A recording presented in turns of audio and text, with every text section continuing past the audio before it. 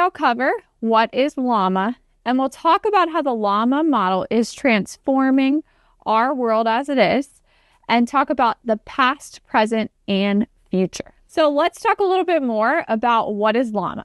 First, LLaMA is an open source model, which means it's built with open data, and the code is open for all of us to consume and use it. It also means that we can do a few special things with the model because it's open. First, it's transparent, so we can see exactly how the model was built, and we know its shortcomings as well as where it may outperform others. Second, we can customize it. There's a lot of benefits to customization and being able to actually parse the model, potentially create smaller models and do things like fine-tuning to make sure the model works specific to your use case.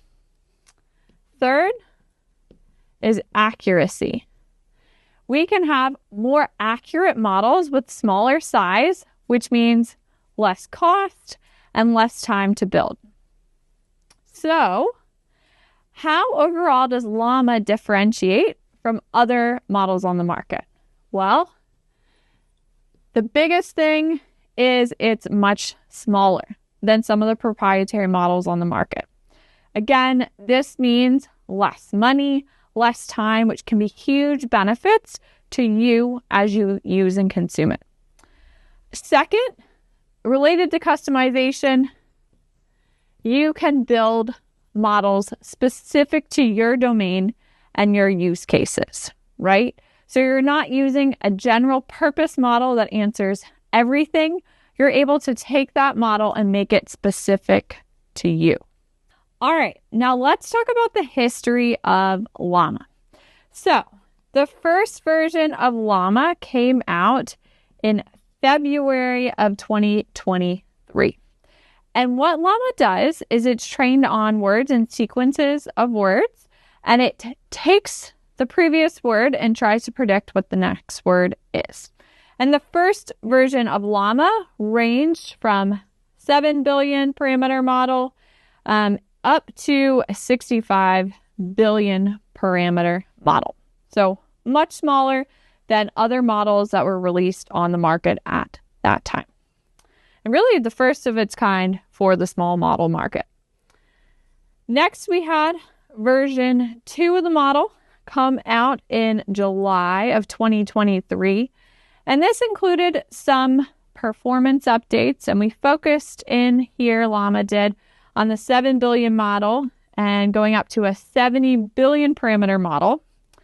And if we look at the performance compared to size, what this did with each release is with the first release, let's just say we had good performance, and small size. Now with the second release, with the V2, we had stronger performance relative to the same size. So much higher performance, and that focus really continued on with the future releases.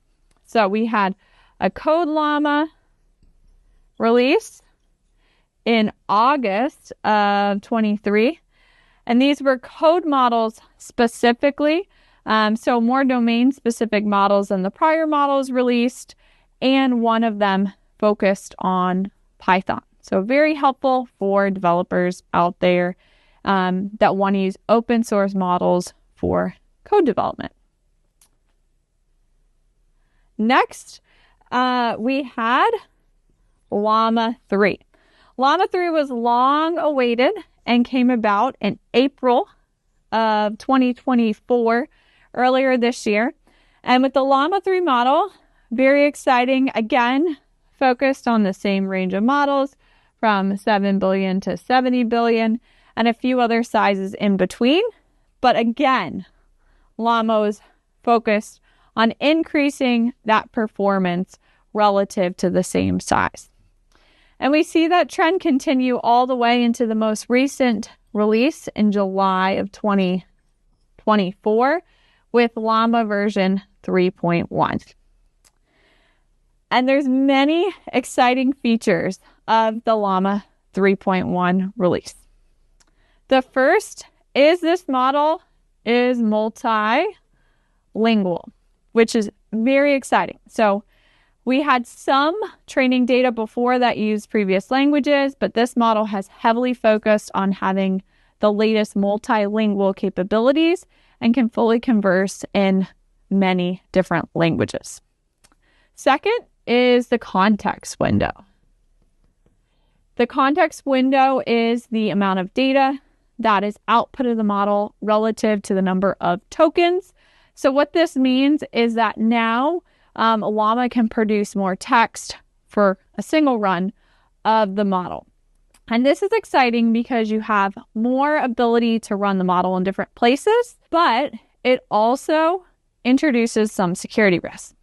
And to combat that, LLaMA has been some of the first on the market to introduce techniques like LLaMA Guard, which impacts and influences the security. So this makes sure that techniques like prompt injection are less likely and preventable from happening with that context window. And finally, again, LLaMA focused on power. So this time, LLaMA went much bigger in size, but better in performance, with actually releasing a 405 billion parameter model. So much, much larger than the 70 billion and 65 billion that we had before, but we see exciting, strong performance that competes with several of the other large models on the market that today are proprietary, and this model is completely open source. Okay, now let's talk about some of the best ways you can use the new exciting enhancements with LLaMA 3.1. First is for data generation. So you can actually take the 405 billion parameter model and you can generate your own data.